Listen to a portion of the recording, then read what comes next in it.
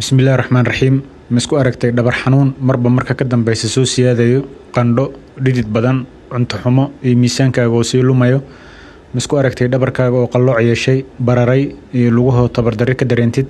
Xanuun baabi'iyaal iyo antibiotics aad qaadatay dhowr jeer wax misaga garan weysay? Haddii jawaabtu haa tahay, casharkan adigoo kugu socda ay ka faa'iideyso lana wadaag bulshada. Magacaygu waa Dr. Mahdi, waxaan ka mid ahay dhakhaatiirta ka howlgasha isbitaalada East End. Astaamaha kore waxaa lagu gartaa tiibishada lafdhabarta ku dhacdo, kaasoo ah xanuun aad ugu badan Soomaalida. Nasiib xumo, xanuunkan waqti dambe ayaa badanaa lagu baraarugaa markuu lafaha burburiyo. Sida aad sawirka ka aragtaan, meesha ugu badan ee tiibishadu ka asiibto lafdhabarta waa qaybta dhexe ee ku aadan feeraha hoostooda.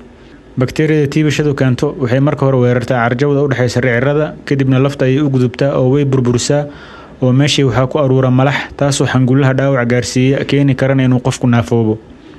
Xanuunkan waxa kaliya ee lagu ogaan karo waa sawir raajo ama scan CT ama MRI, kaasoo si waadix ah loogu arki karo heerka caabuqa uu gaarsiisan yahay iyo inuu saameeyay neerfaha.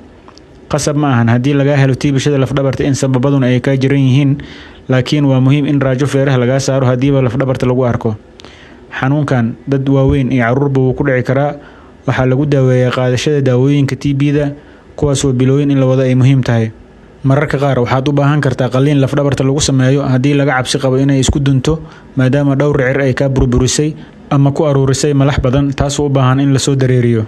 Ugu dambeyn, ogow xanuunkan bulshada aad ayuu ugu badan yahay, si sahlanna waa loo daaweyn karaa, saasoo ay tahayna si degdeg ah ayuu qofka u naafeyn karaa haddii aan dhaqso lagu baraarugin. Wixii su'aalo ah noogu reeb qaybta comments-ka ee muuqaalkan, waana mahadsantahay.